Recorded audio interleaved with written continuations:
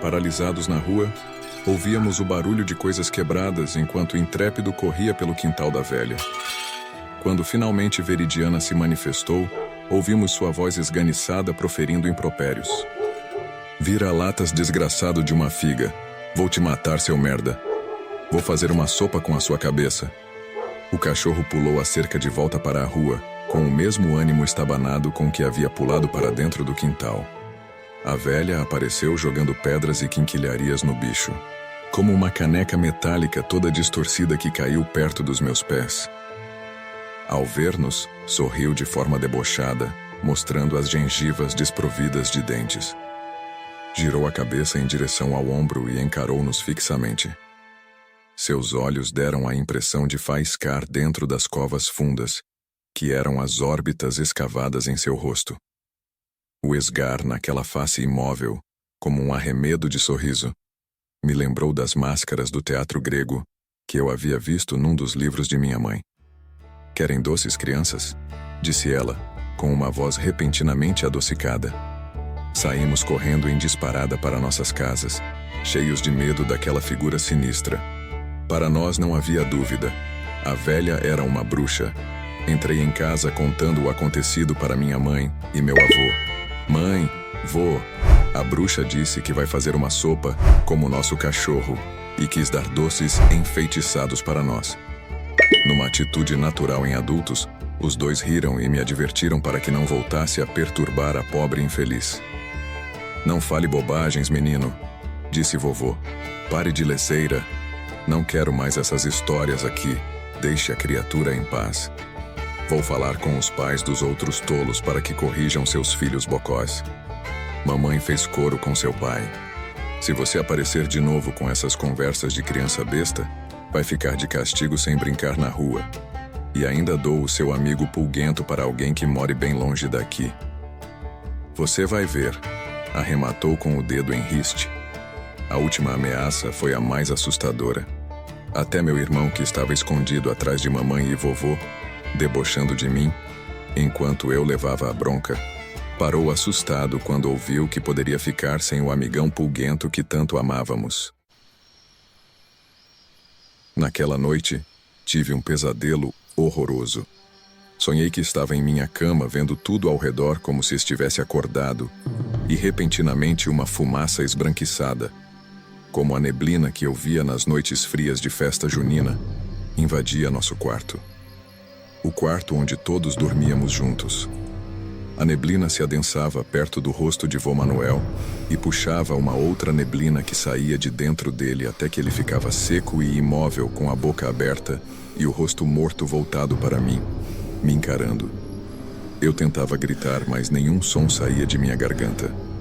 Depois de matar meu avô, a neblina deslizou para cima de minha mãe e, em seguida, de meu irmão, sorvendo-lhes o hálito da vida e deixando-os com as faces mortas e ressecadas viradas para mim. Aí então, a neblina começou a se concentrar ao meu lado e foi tomando a forma de uma pessoa. Veridiana.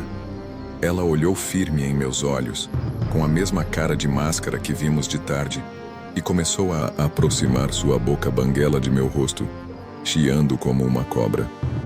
Eu corri para me esconder no tosco banheiro de madeira que ficava no quintal de nossa humilde casa. Nesta altura do sonho, acordei com o coração disparado e o corpo coberto de suor. Pela manhã, não contei meu pesadelo a ninguém. Depois daquele episódio com o cachorro e as crianças, Veridiana voltou a ser assunto nas conversas da vizinhança.